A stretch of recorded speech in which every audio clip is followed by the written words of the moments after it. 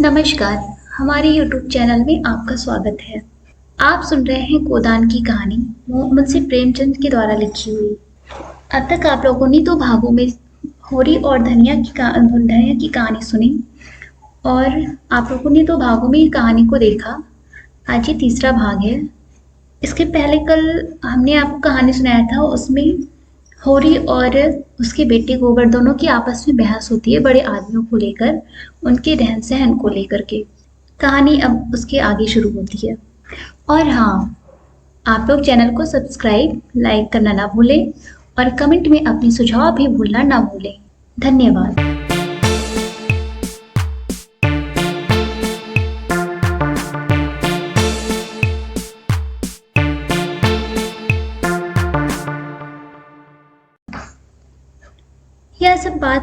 यह सब मन को समझाने की बातें हैं। भगवान सबको बराबर बनाते हैं। यहाँ जिसके हाथ में लाठी है वह गरीबों को कुचलकर बड़ा आदमी बन जाता है। यह तुम्हारा भरम है। मालिक आज भी 4 घंटे रोज भगवान का भजन करते हैं।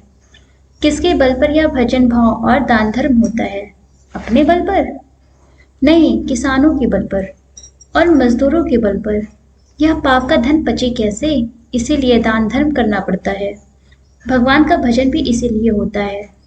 भूखे नंगे रहकर भगवान का भजन करें तो हम भी देखें। हमें कोई दोनों जून खाने को दे तो हम 8 पहर भगवान का जाप ही करते रहें।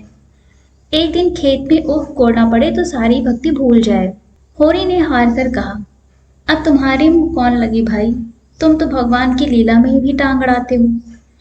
तीसरे पहर गोबर कुदाल लेकर चला तो होरी ने कहा, जरा ठहर जाओ बेटा, हम भी चलते हैं। तब तक थोड़ा सा भूसा निकाल कर रख दो, मैंने भोला को देने को कहा है, बेचारा आजकल बहुत तंग है। गोबर ने अवज्ञा भरी आंखों से देखकर कहा, हमारे पास बेचने को भूसा नहीं है। बेचता नहीं हूँ भाई, यूं ही दे रहा हूँ। वह संकट में है, उसकी मदद तो करनी ही पड़ेगी। हमें तो उन्होंने कभी एक गाय नहीं दे दी। दे तो रहा था पर हमने ली ही नहीं। धनिया मटक कर बोली, गाय नहीं वह दे रहा था, इन्हें गाय दे देगा। आंखों में अंजन लगाने को कभी चुल्लू भर दूध तो भेजा नहीं, गाय देगा। होरी ने कसम खाई, नहीं जवानी कसम, अपनी पक्षाई गाय दे रहा था। हाथ तंग है, भूसा चारा नहीं रख सके, अब एक गाय बेचकर भूसा लेना चाहते हैं। मैंने सोचा संकट में पड़े आदमी की गाय क्या लूंगा, थोड़ा सा भूसा दिए देता हूँ, कुछ रुपए हाथ में आ जाएंगे तो गाय ले लूंगा। थोड़ा थोड़ा करके चुका दूंगा, 80 रुपए की है, मगर ऐसे कि आदमी देखता रहे।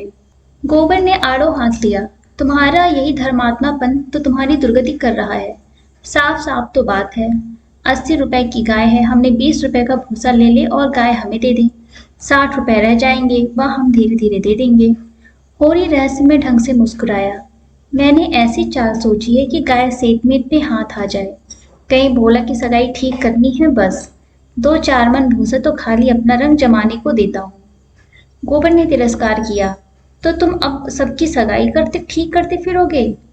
धनिया ने तिखी आंखों से देखा, अब यही एक उद्यम तो रह गया है, नहीं देना है हमें भूसा किसी को। यहाँ भोला भाले किसी का कर्ज नहीं खाया है। होरी ने अपनी सफाई दी, अगर मेरे जतन से किसी का घर बस जाए तो इसमें कौन सी बुराई है। गोबर ने चिलम उठाई और आग लेने चला गया। उसे यह झमेला बिल्कुल नहीं भाता था।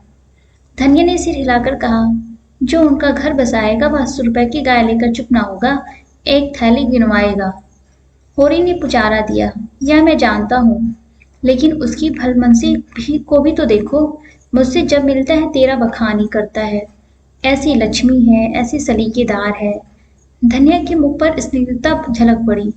मन भाई मुड़िया हिलाए वाले भाव से बोली, मैं उनके बखान की भूखी नहीं हूँ, अपना बखान धरे रहे। होरी ने स्नेह भरी मुस्कान के साथ कहा, मैंने तो कह दिया भैया, वह नाक पर मक्खी भी नहीं बैठने देती, गालियों से बात करती है, लेकिन वह यही कहे जाए कि वह औरत नहीं लक्ष्मी है। बात यह है कि उसकी घरवाली जबान की बड़ी तेज थी, बेचारा उसके डर के मारे भागा भागा फिरता था। कहता था, जिस दिन तुम्हारे घरवाले का मुंह सवेरे देख लेता हूँ उस दिन कुछ ना कुछ जरूर हाथ लगता है। मैंने कहा, तुम्हारे हाथ लगता होगा, यहाँ तो रोज देखते हैं, कभी पैसे की भीख नहीं होती। तुम्हारे भाग ही खोटे हैं, तो मैं क्या करूं? लगा अपनी घरवाली की बुराई करने, भिखारी को भीख तक नहीं देती थी, झाड़ू लेकर मारने दौड़ती थी, लालचीन ऐसी थी कि नमक तक दूसरों के घर से मांग लाती थी। मरने पर किसी की क्या बुराई करूं, मुझे देखकर जल उठती थी। भोला बड़ा गमखोर था कि उसके साथ निबाह कर दिया। दूसरा होता तो जहर खा के मर जाता। मुझसे 10 साल बड़े होंगे भोला, पर राम राम पहले ही करते हैं। तो यह कहते थे कि जिस दिन तुम्हारी घरवाली का मुंह देख लेता हूं तो क्या होता है, उस दिन भगवान कहीं ना कहीं से कुछ भेज देते हैं। बहुएं भी तो वैसी ही चटोरी नाई हैं, सबकी अक्की सबों ने 2 रुपए के खरबूजे उधार खा डाले। उधार मिल जाए फिर उन्हें चिंता नहीं होती कि देना पड़ेगा या नहीं। अरे भोला रोता काहे को है, गोबर आकर बोला। भोला दादा आ गए, मन दो मन भूसा है वह उन्हें दे दो, फिर उनकी सिगाई ढूंढने निकलो। धनिया ने समझाया, आदमी द्वार पर बैठा है, उसके लिए खाट पर तो डाल नहीं दी, ऊपर से लगे भुनभुनाने। कुछ तो भलमनसी सीखो। कल सा ले जाओ, पानी भर कर रख दो, हाथ मुंह धोए, कुछ रस पानी पिला दो। मुसीबत में ही आदमी दूसरों के सामने हाथ फैलाता है। होरी बोला, रस बस का काम नहीं है, कौन कोई पहुने हैं। धनिया बिगड़ी, पाहुने और कैसे होते हैं, रोज रोज तो तुम्हारे द्वार पर नहीं आते, इतनी दूर से धूप घाम में आए हैं, प्यास लगी ही होगी। रुपया देख डब्बे में तमाकू है कि नहीं, गोबर के मारे काहे को बची होगी, दौड़ कर एक पैसे का तमाकू सहुआइन की दुकान से ले लो। भोला की आज जितनी खातिरदारी हुई और कभी ना हुई होगी। गोबर ने खाद डाल दी, सोना रस खोल लाई, रूपा तमाकू भर लाई। धनिया द्वार पर किवाड़ के आड़ में खड़ी अपनी कानों से अपना बखान सुनने के लिए अधीर हो रही थी। भोला ने चिलम हाथ में लेकर कहा, अच्छी घरनी घर में आ जाए तो समझ लो लक्ष्मी आ गई। वही जानती है छोटे बड़े का आदर सत्कार कैसे करना चाहिए। धनिया के हृदय में उल्लास का कंपन हो रहा था। चिंता और निराश और अभाव से आहत आत्मा इन शब्दों में एक कोमल शीतल स्पर्श का अनुभव कर रही थी। होरी ने जब भोला का खांचा उठाकर भूसा लाने अंदर चला तो धनिया भी पीछे पीछे चली। होरी ने कहा, जाने कहाँ से इतना बड़ा खांचा मिल गया, किसी पर भड़बूजे से मांग लिया होगा, मन भर से काम कम में ना भरेगा, 2 खांचे भी दे दिए तो 2 मन निकल जाएंगे। धनिया फूली हुई थी, मलामत की आंखों से देखते हुए बोली, या तो किसी को न्योता ना दो और दो तो भरपेट खिलाओ। तुम्हारे पास फूल पत्र लेने थोड़ी ही आए हैं कि चंगेरी लेकर आते। देते ही हो तो 3 खांच दे दो, भला आदमी लड़कों को क्यों नहीं लाया, अकेले कहाँ तक ढोएगा, जान निकल जाएगी। 3 खांचे तो मेरे दिए ना दिए जाएंगे, तब क्या एक खांचा देकर डालोगे। गोबर से कह दो अपना खांचा भरकर उनके साथ चला जाए। गोबर ऊख कोड़ने जा रहा है, एक दिन ना गोड़ने से ऊख ना सूख जाएगी। या तो उनका काम था कि किसी को अपने साथ लेते, भगवान के दिए 2 बेटे हैं, ना होंगे घर पर, दूध लेकर बाजार गए होंगे। या तो अच्छी दिल लगी है, अपना माल भी दो और उसे घर तक पहुंचा भी दो, लाद दे लदा दे, लादने वाला साथ कर दे। अच्छा भाई कोई मत जाए, मैं पहुंचा दूंगी, बड़ों की सेवा करने में लाज नहीं है। और 3 खांचे उन्हें दे दूं तो अपने बैल क्या खाएंगे। यह सब तो न्योता देने की पहले ही सोच लेना था ना। ना हो तुम तो गोबर दोनों चले जाओ। मुरौवत उरौवत की तरह ही जाती है, अपना घर उठाकर नहीं दे दिया जाता। अभी जमींदार का प्यादा आ जाए तो अपने सिर पर भूसा लाद कर पहुंचाओगे तुम, तुम्हारा लड़का लड़की सब, और वहां 2 मन लकड़ी भी फाड़नी पड़े। जमींदार की बात और है, हाँ वह डंडे की जोर से काम लेता है ना, उसके खेत नहीं जोतते, खेत जोतते तो लगान नहीं देते। अच्छा भाई जान न खा, हम दोनों चले जाएंगे। कहाँ से कहाँ मैंने इन्हें भूसा देने को कह दिया, या तो चलेगी नहीं या चलेगी तो दौड़ने लगेगी। 3 खांचे भूसे से भर दिए गए, गोबर कुढ़ रहा था, उसे अपने बाप के व्यवहार में जरा भी विश्वास न था। वह समझता था यह जहाँ जाते हैं वहीं कुछ न कुछ घर से खो आते हैं। धनिया प्रसन्न थी, रहा होरी वह धर्म और स्वार्थ के बीच में डूब उतरा रहा था। होरी और गोबर मिलकर एक खांचा बाहर लाए। भोला ने तुरंत अपने अंगोछी का बीड़ा बनाकर सिर पर रखते हुए कहा, मैं इसे रखकर अभी भागा आता हूँ, एक खांचा और लूंगा। होरी बोला, एक नहीं अभी 2 और भरे धरे हैं, और तुम्हें आना नहीं पड़ेगा, मैं और गोबर एक एक खांचा लेकर तुम्हारे साथ ही चलते हैं। भोला अस्तंभित हो गया। होरी उसे अपना भाई बल्कि उससे भी निकट जान पड़ा। उसे अपने भीतर एक ऐसी तृप्ति का अनुभव हुआ जिसने मानो उसके संपूर्ण जीवन को हरा कर दिया।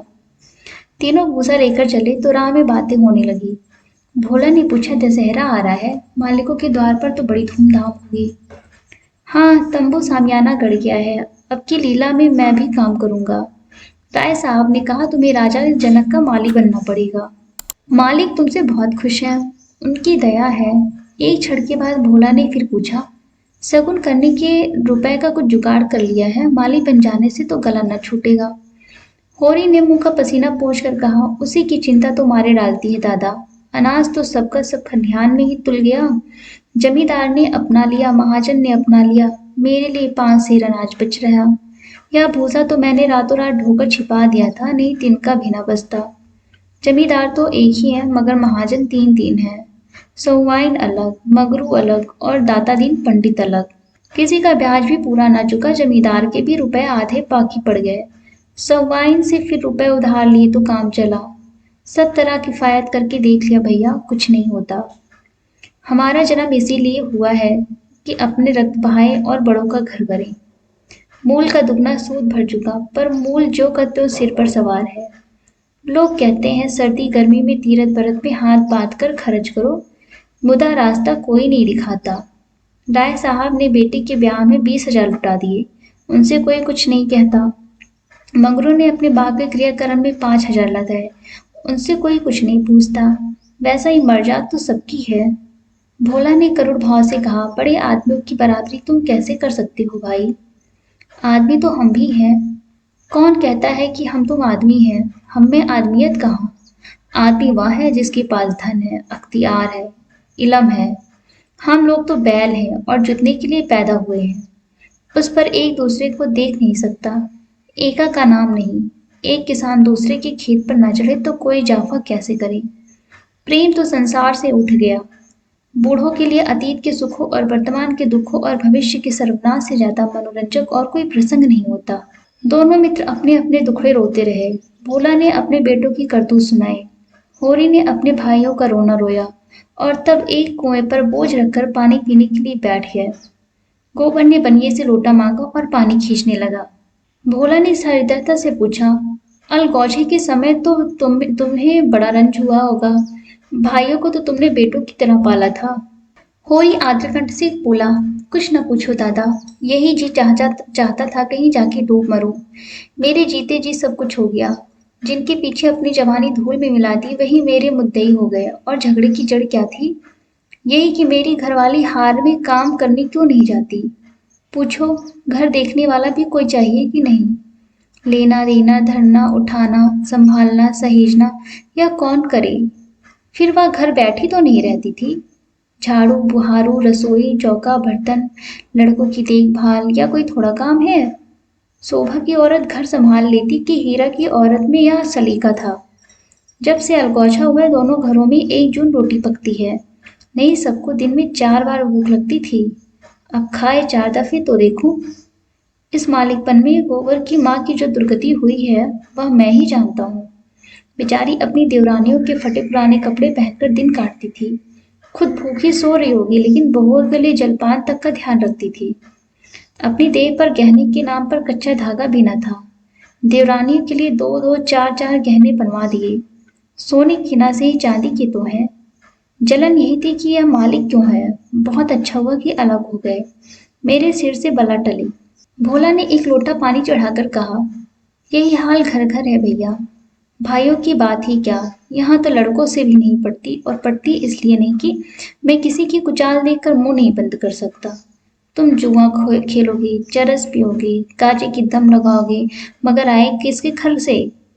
खर्चा करना चाहते हो तो कमाओ, मगर कमाई तो किसी से ना होगी। खर्च दिल खोल कर करेंगे। जेठा कमाता सौदा लेकर बाजार जाएगा तो आधे पैसे गायब। पूछो तो कोई जवाब नहीं। छोटा जंगी है, वह संगत के पीछे मतवाला रहता है। साज हुई और ढोल मजीरा लेकर बैठ गए।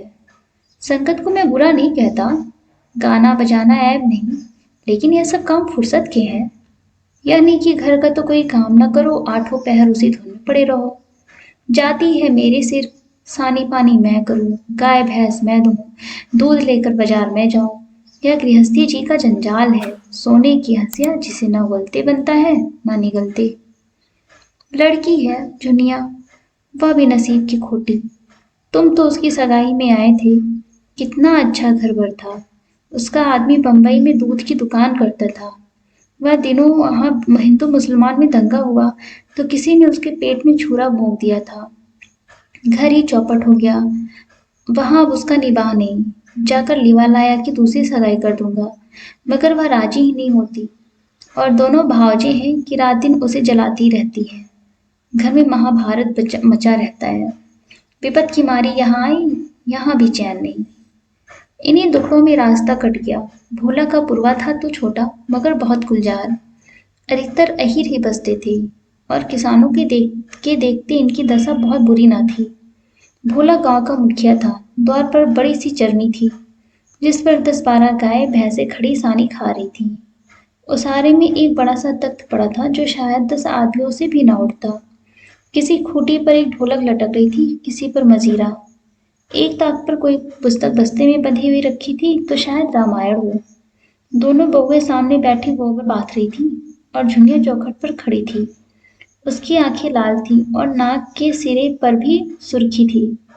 मालूम होता था अभी रोकर उठी है। उसके मांसल स्वस्थ सुगठित अंगों में मानो यौवन लहरें मार रही थी। मुंह बड़ा और गोल था, कपोल फूले हुए, आंखें छोटी और भीतर धसी हुई, माथा पतला, पर वक्ष का उभार और गात का वही गुदगुदापन आंखों को खींचता था। उस पर छपी हुई गुलाबी साड़ी उसे और भी शोभा प्रदान कर रही थी। भोला को देखते ही उसने लपक कर उनके सिर से खांचा उतरवाया। भोला ने गोबर और होरी के खांचे उतरवाए और झुनिया से बोले, पहले एक चिलम भर ला, फिर थोड़ा सा रस बना ले। पानी ना हो तो गगरा ला, मैं खींच दूं। होरी मातो को पहचानती है ना? फिर होरी से बोला, घरनी के बिना घर नहीं रहता भैया। पुरानी कहावत है ना, नाटन खेती बहुरियन घर। नाटे बैल क्या खेती करेंगे और बहुएं क्या घर संभालेंगी। जब से इनकी माँ मरी है वजह से घर की बरकत ही उठ गई। बहुएं आटा पाथ लेती हैं पर गृहस्थी चलाना क्या जाने। हाँ, मुंह चलाना खूब जानती हैं। लौंडे कहीं फड़ पर जमे होंगे, सब के सब आलसी हैं, कामचोर। जब तक जीता हूँ इनके पीछे मरता हूँ। मर जाऊंगा तो आप सिर पर हाथ धरकर रोएंगे। लड़की भी वैसी ही है, छोटा छोटा सा अड़वाना भी करेगी तो भुन भुना कर। मैं तो सह लेता हूँ, खसम थोड़े ही सहेगा। झुनिया एक हाथ में भरी हुई चिलम दूसरे में लोटे का रस लिए बड़ी फुर्ती से आ पहुंची। फिर रस्सी और कलसा लेकर पानी भरने चली। गोबर ने उसके हाथ से कलसा लेने के लिए हाथ बढ़ाकर छेदते हुए कहा, तुम रहने दो, मैं भरी लाता हूँ। झुनिया ने कलसा ना दिया। कुएं की जगत पर जाकर मुस्कुराते हुए बोली, तुम हमारे मेहमान हो, कहोगे एक लोटा पानी भी किसी ने ना दिया। मेहमान काहे से हो गया, तुम्हारा पड़ोसी ही तो हूँ। पड़ोसी साल भर में एक बार भी सूरत न दिखाए तो मेहमान ही है। रोज रोज आने से मर्जाद भी तो नहीं रहती।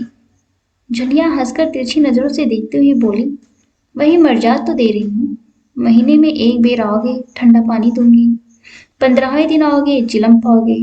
7वें दिन आओगे, खाली बैठने को माची दूंगी। रोज रोज आओगे, कुछ न पाओगे। दर्शन तो दोगी। दर्शन के लिए पूजा करनी पड़ेगी। यह कहते कहते जैसे उसे कोई भूली हुई बात याद आ गई। उसका मुंह उदास हो गया। वह विधवा है। उसके नारित्व के द्वार पर पहले उसका पति संरक्षक बना बैठा रहता था। वह निश्चिंत थी। अब उस द्वार पर कोई रक्षक न था, इसलिए वह उस द्वार को सदैव बंद रखती है। कभी कभी घर के सोनेपन से उकताकर वह द्वार खोलती है, पर किसी को आते देख कर भयभीत होकर दोनों पट भेड़ लेती है। गोबर ने कलसा भरकर निकाला। सबों ने रस पिया और एक चिलम तंबाकू और पीकर लौटे। भोला ने कहा, कल तुम आकर गाय ले जाना गोबर, इस वक्त तो सानी खा रही है। गोबर की आंखें उसी गाय पर लगी हुई थी और मन ही मन वह मुग्ध हुआ जाता था। गाय इतनी सुंदर और सुडौल है, इसकी उसने कल्पना भी ना की थी। होरी ने लोभ को रोककर कहा, मंगवा लूंगा, जल्दी क्या है। तुम्हें जल्दी ना हो तो हमें तो जल्दी है। उसे द्वार पर देखकर तुम्हें वह बात याद रहेगी। उसकी मुझे बड़ी फिक्र है दादा, तो कल गोबर को भेज देना। दोनों ने अपने अपने खांचे सिर पर रखे और आगे बढ़े। दोनों इतने प्रसन्न थे मानो ब्याह करके लौटे हों। होरी को तो अपनी चिर संचित अभिलाषा की पूरी होने का हर्ष था, और बिना पैसे के। गोबर को इससे भी बहुमूल्य वस्तु मिल गई थी। उसके मन में अभिलाषा जाग उठी थी। अवसर पाकर उसने पीछे की तरफ देखा। झुनिया द्वार पर खड़ी थी, मन आशा की भांति अधीर चंचल। होरी को रात भर नींद नहीं आई। नीम के पेड़ तले अपनी बांस की खाट पर पड़ा बार बार तारों की ओर देखता था। गाय के लिए एक नाद गाड़नी है। बैलों से अलग उसकी नाद रहे तो अच्छा।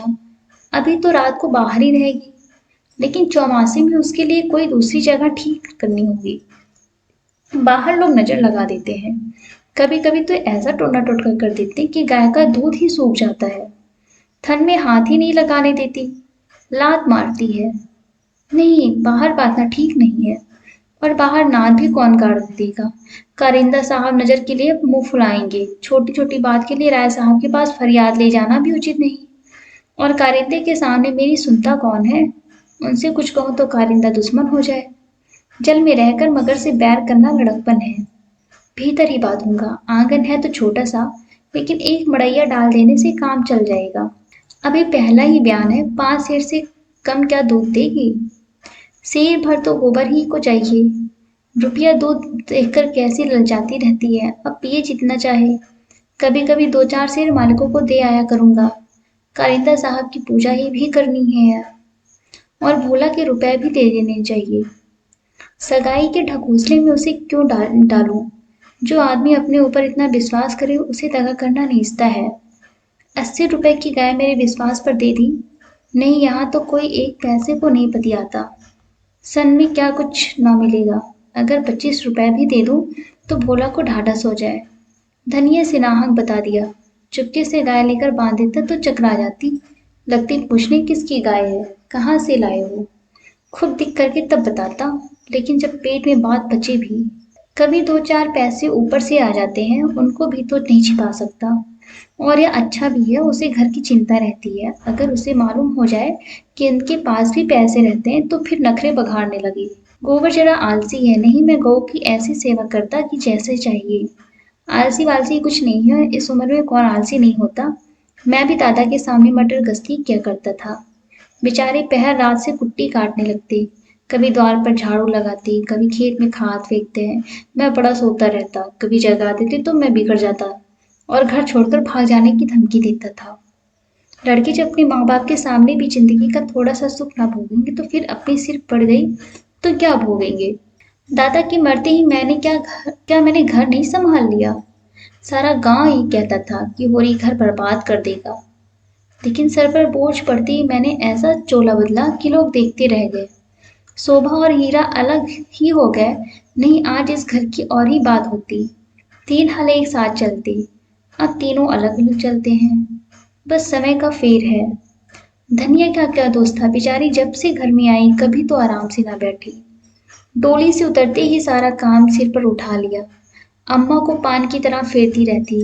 जिसने घर के पीछे अपने को मिटा दिया, देवरानियों से काम करने को कहती तो क्या बुरा करती थी। आखिर उसे भी तो कुछ आराम मिलना चाहिए। लेकिन भाग्य में आराम लिखा होता तब तो मिलता। तब देवरियों के लिए मरती थी, अब अपने बच्चों के लिए मरती है। वह इतनी सीधी गमखोर निर्छल न होती तो आज शोभा और हीरा जो मूछों पर ताव दिए फिरते हैं, कहीं भीख मांगते होते। आदमी कितना स्वार्थी हो जाता है। जिसके लिए लड़ो वही जान का दुश्मन हो जाता है। होरी ने फिर पूर्व की ओर देखा। शायद भिनसार हो रहा है। गोबर काहे को जगने लगा। नहीं, कह के तो यही सोया था कि मैं अंधेरे ही चला जाऊंगा। जाकर नाद तो गाड़ दूं, लेकिन नहीं, जब तक गाय द्वार पर ना आ जाए नाद गाड़ना ठीक नहीं। कहीं बोला बदल गया और किसी कारण से गाय ना दी तो सारा गांव तालियां पीटने लगेगा। चले थे गाय लेने। पट्टे ने इतनी फुर्ती से नाद गाड़ दी मानो इसी की कसर थी। भोला ने तो अपने घर का मालिक, लेकिन जब लड़के सयाने हो गए तो बाप की कौन चलती है। कामता और जंगी अकड़ जाए तो क्या भोला अपने घर से गाय मुझे दे देंगे। कभी नहीं। सहसा गोबर चौंक कर उठ बैठा और आंखें मलते हुए बोला, अरे यह तो भोर हो गया। तुमने नाद गाड़ दी था। होरी गोबर के सुगठित शरीर और चौड़ी छाती की ओर गर्व से देखकर और मन में यह सोचते हुए कि कहीं इसे गोरस मिलता तो कैसा पट्टा हो जाता, बोला, नहीं अभी नहीं गाड़ी। सोचा कहीं ना मिले तो नाहक भद्दो। गोबर ने त्योरी चढ़ाकर कहा, मिलेगी क्यों नहीं? उसके मन में कोई चोर बैठ जाए, चोर बैठे या डाकू, गाय तो उन्हें देनी ही पड़ेगी। गोबर ने और कुछ न कहा, लाठी कंधे पर रखी और चल दिया। होरी उसे जाते हुए देखता हुआ अपना कलेजा ठंडा करता। अब लड़की की सगाई में देर न करनी चाहिए, 17वां लग गया। मगर करे कैसे, कहीं पैसे की भी दर्शन हो। जब से तीनों भाइयों में अलगौछा हो गया, घर की साख जाती रही। माँ तो लड़का देखने आते हैं पर घर की दशा देखकर मुंह फीका करके चले जाते हैं। दो एक राजी भी हुए तो रुपए मांगते हैं। 200-300 लड़की का दाम चुकाए और इतना भी ऊपर से खर्च करे तब जाकर ब्याह हो। कहाँ से आए इतने रुपए? रास खलिहान में तुल जाती है, खाने भर को भी नहीं बचता। ब्याह कहाँ से हो? और अब तो सोना ब्याहने योग्य हो गई। लड़की का ब्याह ना हुआ ना सही, लड़के का ब्याह ना हुआ तो सारी बिरादरी में हंसी होगी। पहले तो उसी की सगाई करनी है, पीछे देखी जाएगी। एक आदमी ने आकर राम राम किया और पूछा, तुम्हारी कोठी में कुछ पास होंगे मत तो? होरी ने देखा, दमड़ी बसोर सामने खड़ा है, नाटा काला, खूब मोटा, चौड़ा मुंह, बड़ी बड़ी मूछें, लाल आंखें, कमर में बांस काटने का टाल खोसे हुए। साल में एक दो बार आके चीके, कुर्सियां, मोड़े, टोकरियां आदि बनाने के लिए कुछ बांस काट ले जाता था। होरी प्रसन्न हो गया, मुट्ठी गर्म होने की कुछ आशा बधी। चौधरी को ले जाकर अपनी तीनों कोठियां दिखाई, मोल भाव किया और 25 रुपए में सैकड़े में 50 बांसों का बयाना ले लिया। फिर दोनों लौटे। होरी ने उसे चिलम पिलाई, जलपान कराया और तब रहस्यमय भाव से बोला, मेरे बांस कभी 30 रुपए से कम में नहीं जाते, लेकिन तुम घर के आदमी हो, तुमसे क्या मोल भाव करता? तुम्हारा वह लड़का जिसकी सगाई हुई थी अभी परदेश से लौटा कि नहीं? चौधरी ने चिलम का दम लगाकर खांसते हुए कहा, उस लौंडे के पीछे तो मर मिटा मातो। जवान बहू घर में बैठी थी और वह बिरादरी की एक दूसरी औरत के साथ परदेश में मौज करने चल दिया। बहू भी तो दूसरे के साथ निकल गई। बड़ी नाकिस जात है मातो, किसी की नहीं होती। कितना समझाया कि तो जो चाहे खा, जो चाहे पहन, मेरी नाक न कटवा, मतलब कौन सुनता है? औरत को भगवान सब कुछ दे, रूप न दे, नहीं वह काबू में नहीं रहती। कोठियां तो बट गई होंगी। होरी ने आकाश की ओर देखा और मानो उसकी महानता में उड़ता हुआ बोला, सब कुछ बढ़ गया चौधरी। जिनको लड़कों की तरह पाला पोसा हुआ अब बराबर के हिस्सेदार है, लेकिन भाई का हिस्सा खाने की अपनी नीयत नहीं है। इधर तुमसे रुपए मिलेंगे, उधर दोनों भाइयों को बांट दूंगा। 4 दिन की जिंदगी में क्यों किसी से छल कपट करूं? नहीं कह दूं कि 20 रुपए सैकड़े में बेचे हैं तो उन्हें क्या पता लगेगा? तुम उनसे कहने थोड़े ही जाओगे। तुम्हें तो मैंने बराबर अपना भाई समझा है। व्यवहार में हम भाई के अर्थ का कितना ही दुरुपयोग करें, लेकिन उसकी भावना में जो पवित्रता है वह हमारी कालिमा से कभी मलिन नहीं होती। होरी ने अप्रत्यक्ष रूप से यह प्रस्ताव करके चौधरी की ओर देखा कि वह स्वीकार करता है या नहीं। उसके मुख पर कुछ ऐसा मिथ्या विनीत भाव प्रकट हुआ जो भिक्षा मांगते समय मोटे भिक्षुओं पर आ जाता है। चौधरी ने होरी का आसन पाकर चाबुक जमाया। हमारा तुम्हारा पुराना भाईचारा महतो, ऐसी बात है भला, लेकिन यह है कि ईमान आदमी बेचता है तो किसी लालच से। 20 रुपए नहीं, मैं 15 रुपए कहूंगा, लेकिन जो 20 रुपए के दाम लो। होरी ने खिसिया कर कहा, तुम तो चौधरी अंधेर करते हो, 20 रुपए में कहीं ऐसे बास जाते हैं? ऐसे क्या, इनसे अच्छे बास जाते हैं 10 रुपए में। हाँ, 10 कोस और पश्चिम पश्चिम चले जाओ। मोल भाव का नहीं है, शहर के नगीच होने का है। आदमी सोचता है जितनी देर वहां जाने में लगेगी उतनी देर में तो 2-4 रुपए का काम हो जाएगा। सौदा पट गया। चौधरी ने मिर्जई उतारकर छान पर रख दी और बांस काटने लगा। ऊख की सिंचाई हो रही थी। हीरा बहू कलेवा लेकर कुएं पर जा रही थी। चौधरी को बांस काटते देखकर घूंघट के अंदर से बोली, कौन बांस काटता है? यहाँ बांस न कटेंगे। चौधरी ने हाथ रोककर कहा, बांस मोल लिए हैं, 15 रुपए सैकड़े का बयाना हुआ है, सेठ में नहीं काट रहे हैं। हीरा बहू अपने घर की मालकिन थी, उसी के विद्रोह से भाइयों में अलगौजा हुआ था। धनिया को परास्त करके शेर हो गई थी। हीरा कभी कभी उसे पीटता था, अभी हाल में इतना मारा था कि वह कई दिन तक खाट से न उठ सकी, लेकिन अपने पदाधिकार वह किसी तरह न छोड़ती थी। हीरा क्रोध में उसे मारता था, लेकिन चलता था उन्हीं के इशारों पर, उस घोड़े की भांति जो कभी कभी स्वामी को लात मारकर भी उसी के आसन के नीचे चलता है। कलेवे की टोकरी सिर से उतारकर बोली, 15 रुपए में हमारे बांस न जाएंगे। चौधरी औरत जा से इस विषय में बातचीत करना नीति विरुद्ध समझते थे। बोले, जाकर अपने आदमी को भेज दो। जो कुछ कहना हो आकर कहे। हीरा बहू का नाम था पुन्नी। बच्चे दो ही हुए थे, लेकिन ढल गई थी। बनाव सिंगार से समय के आघात का शमन करना चाहती थी, लेकिन गृहस्थी में भोजन ही का ठिकाना न था, सिंगार के लिए पैसे कहाँ से आते। इस अभाव और व्यवस्था ने उसकी प्रकृति का जल सुखाकर कठोर और शुष्क बना दिया था, जिस पर एक बार फावड़ा भी उचट जाता था। समीप आकर चौधरी का हाथ पकड़ने की चेष्टा करते हुए बोली, आदमी को क्यों भेज दूं? जो कुछ कहना हो मुझसे कहो ना। मैंने कह दिया मेरे बांस ना कटेंगे। चौधरी हाथ छुड़ाता था, पर पुन्नी बार बार पकड़ लेती थी। 1 मिनट तक यही हाथापाई होती रही। अंत में चौधरी ने उसे जोर से पीछे ढकेल दिया। पुन्नी धक्का खाकर गिर पड़ी, मगर फिर संभली और पास से तल्ली निकालकर चौधरी के सिर मुंह पीठ पर अंधाधुंध जमाने लगी। बसोर होकर उसे ढकेल दे। उसका यह अपमान। मारती जाती थी और रोती भी जाती थी। चौधरी उसे धक्का देकर नारी जाति पर बल का प्रयोग करके कच्चा खा चुका था।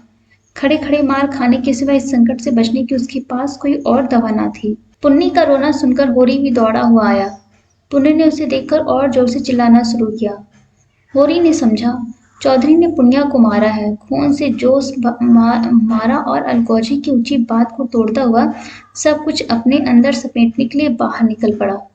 चौधरी को जोर से एक लात जमाकर बोला, अब अपना भला चाहते हो चौधरी, तो यहाँ से चले जाओ, नहीं तुम्हारी लाज उठेगी। तुमने अपने को समझा क्या है? तुम्हारी इतनी मजाल कि मेरी बहू पर हाथ उठाओ। चौधरी कसमें खा खाकर अपनी सफाई देने लगा। तल्लियों की चोट से उसकी अपराधी आत्मा मौन थी। वह लात उसे निरपराध मिली और उसके फूले हुए गाल आंसू से भीग गए। उसने तो बहू को छुआ भी नहीं। क्या वह इतना गंवार है कि महतों के घर की औरतों पर हाथ उठाएगा?